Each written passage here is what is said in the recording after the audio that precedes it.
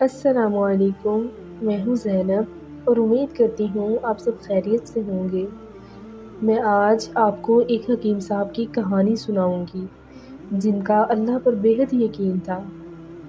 ایک حکیم صاحب بہت نیک دل اور دیندار تھے۔ ایک حکیم صاحب بہت نیک دل اور دیندار تھے۔ ان کا طب خانہ کسی پرانی عمارت میں تھا۔ حکیم صاحب روزانہ مکتب جانے سے پہلے بیوی سے کہتے کہ جو کچھ تم کو آج کے دن کے لیے درکار ہے مجھے ایک پرچی پر لکھ کر دے دو۔ بیوی لکھ کر دے دیتی۔ حکیم صاحب سب سے پہلے دکان پر آ کر وہ پرچی کھولتے۔ بیوی نے جو چیزیں لکھی ہوتی ان کے سامنے ان چیزوں کی قیمت درج کرتے، ان کا ٹوٹل کرتے، پھر خدا سے دعا کرتے، یا اللہ میں صرف تیرے حکم کی تعمیل میں تیری عبادت چھوڑ کر یہاں دنیا داری کے چکروں میں آ کر بیٹھا ہوں۔ جو ہی تو میری آج کی مطلوبہ رقم کا بندوبست کر دے گا میں اسی وقت یہاں سے اٹھ جاؤں گا۔ اور پھر یہی ہوتا، کبھی صبح کے 9:30 بجے اور کبھی 10 بجے حکیم صاحب سب مریضوں سے فارغ ہو کر واپس اپنے گھر چلے جاتے۔ ایک دن حکیم صاحب نے دکان کھولی، رقم کا حساب لگانے کے لیے پرچی کھولی تو وہ پرچی کو دیکھتے ہی رہ گئے۔ ایک لمحے کے لیے ان کا دماغ گھوم گیا۔ ان کو اپنی آنکھوں کے سامنے تارے چمکتے نظر آ رہے تھے، لیکن جلد ہی انہوں نے آثار پر قابو پا لیا، کیونکہ آٹے تھال وغیرہ کے سامان کے بعد بیوی نے لکھا تھا بیٹی کے جہیز کا سامان۔ حکیم صاحب کچھ دیر سوچتے رہے، پھر سب چیزوں کی قیمت ان کے سامنے لکھنے کے بعد جہیز کے سامان کے سامنے لکھ دیا۔ یہ خدا کا کام ہے اور خدا جانے۔ ایک دو مریض آئے تھے، ان کو حکیم صاحب نے دوائی دے دی۔ اسی دوران ایک بڑی سی کار ان کے مکتب کے سامنے آ کے رکی، لیکن کار کے آنے یا جو صاحب کار میں تھے ان کو حکیم صاحب نے کوئی توجہ نہ دی، کیونکہ کئی کاروں والے حضرات بھی حکیم صاحب کے پاس علاج کے لیے آیا کرتے تھے۔ جب وہ مریض دوائی لے کر چلے گئے تو کار والے صاحب کار سے باہر نکلے اور حکیم صاحب کو سلام کر کے سائڈ پر موجود بینچ پر بیٹھ گئے۔ حکیم صاحب نے کہا، اگر آپ نے کوئی دوائی لینی ہے تو یہاں اسٹور پر آ جائیے تاکہ میں آپ کو چیک کر سکوں، اور اگر کسی اور مریض کی دوائی لے کر جانی ہے تو مریض کی کیفیت بیان کر دیں۔ وہ صاحب بولے، حکیم صاحب میرا خیال ہے آپ نے مجھے پہچانا نہیں، لیکن آپ پہچان بھی کیسے سکتے ہیں؟ میں 15-16 سال کے بعد آپ سے مل رہا ہوں۔ اپنی شناخت کے لیے میں آپ کو اپنی گزشتہ ملاقات کا حال سناتا ہوں۔ جب میں پہلی مرتبہ یہاں پر آیا تھا تو میں خود نہیں آیا تھا، بلکہ خدا نے مجھے آپ کے پاس بھیجا تھا، کیونکہ خدا کو مجھ پر رحم آ گیا تھا اور وہ میرا گھر آباد کرنا چاہتا تھا۔ ہوا کچھ یوں کہ میں اپنے آبائی گاؤں جا رہا تھا۔ ہین آپ کی دکان کے سامنے ہماری گاڑی پنچر ہو گئی۔ ڈرائیور کار کا پہیہ اتار کر پنچر لگانے گیا تھا۔ آپ نے دیکھا کہ میں گرمی میں کار کے پاس کھڑا ہوں۔ آپ میرے پاس آئے اور مدد کی طرف اشارہ کر کے کہا، اندر کرسی پر آ کر بیٹھ جائیے۔ میں نے آپ کا شکریہ ادا کیا اور کرسی پر آ کر بیٹھ گیا۔ ڈرائیور نے کچھ زیادہ ہی دیر لگا دی۔ ایک چھوٹی سی بچی بھی یہاں آ کر میرے پاس کھڑی تھی اور بار بار کہہ رہی تھی، مجھے بہت بھوک لگ رہی ہے، اور آپ اس سے کہہ رہے تھے، بیٹی تھوڑا صبر کرو، ابھی چلتے ہیں۔ میں یہ سوچ کر کہ کتنی دیر سے آپ کے پاس بیٹھا ہوں، مجھے آپ سے کوئی دوائی خریدنی چاہیے تاکہ آپ میرے بیٹھنے کو زیادہ محسوس نہ کریں۔ میں نے کہا، حکیم صاحب میں لندن میں ہوتا ہوں، وہاں گئے مجھے 5-6 سال ہو چکے ہیں۔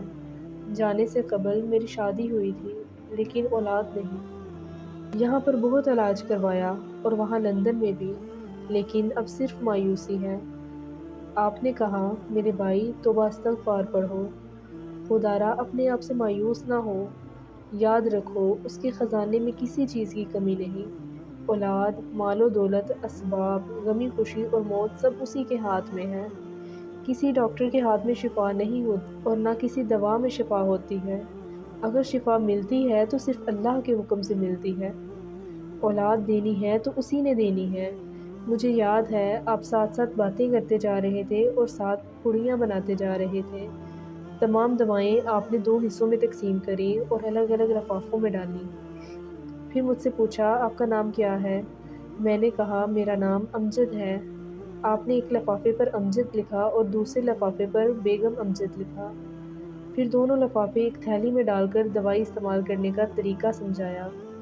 میں نے بے دلی سے دوائی لے لی کیونکہ میں تو آپ کو کچھ رقم دینا چاہتا تھا، لیکن جب دوائی لینے کے بعد میں نے پوچھا کہ کتنے پیسے ہیں تو آپ نے کہا کہ بس ٹھیک ہے۔ میں نے زیادہ زور ڈالا تو آپ نے کہا آج کا کھاتا بند ہو گیا۔ میں نے کہا مجھے آپ کی بات سمجھ نہیں آئی۔ اسی دوران ایک اور شخص وہاں موجود تھا۔ اس نے مجھے بتایا کہ کھاتا بند ہونے کا مطلب ہے کہ حکیم صاحب کی آج کے گھریلو اخراجات کے لیے جتنی رقم خدا سے مانگی تھی وہ خدا نے انہیں دے دی ہے، مزید رقم وہ نہیں لے سکتے۔ میں بڑا حیران ہوا اور شرمندہ ہوا کہ میرے کتنے گھٹیا خیالات تھے، لیکن یہ سادہ سا حکیم کتنا عظیم انسان ہے۔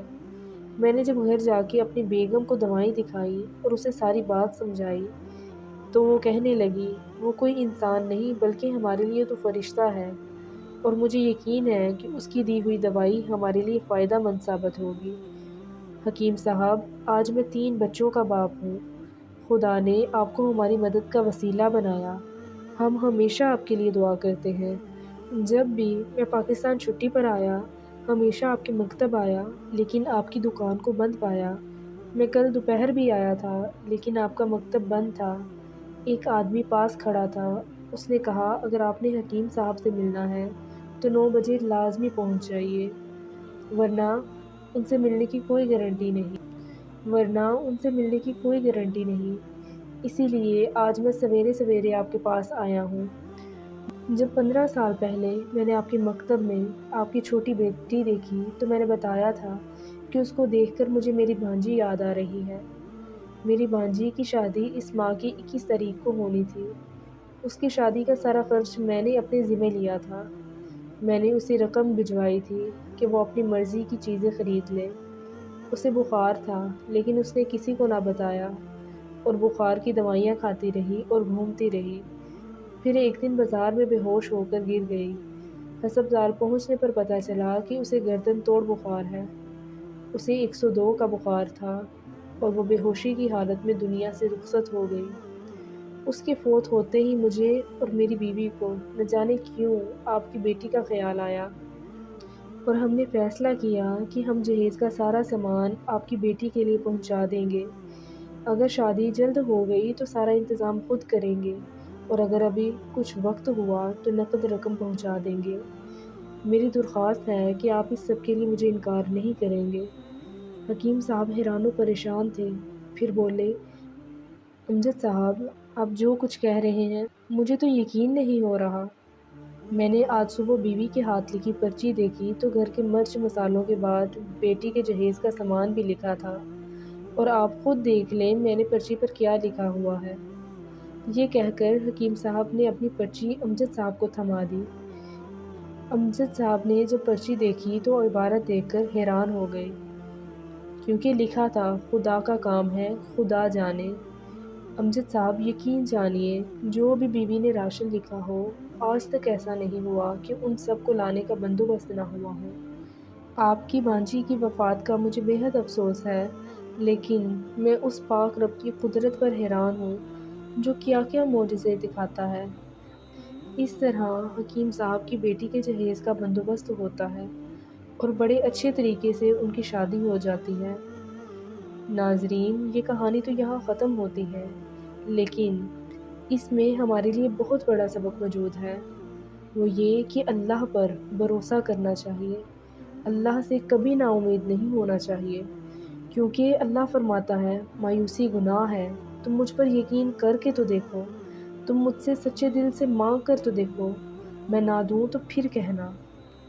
اور معجزے تو خدا کی شان ہے، جو اللہ پر کامل یقین رکھتے ہیں معجزے بھی ان کے لیے ہی ہوتے ہیں۔ آج ہم دعا تو کرتے ہیں لیکن ہماری دعائیں ادھوری ہوتی ہیں۔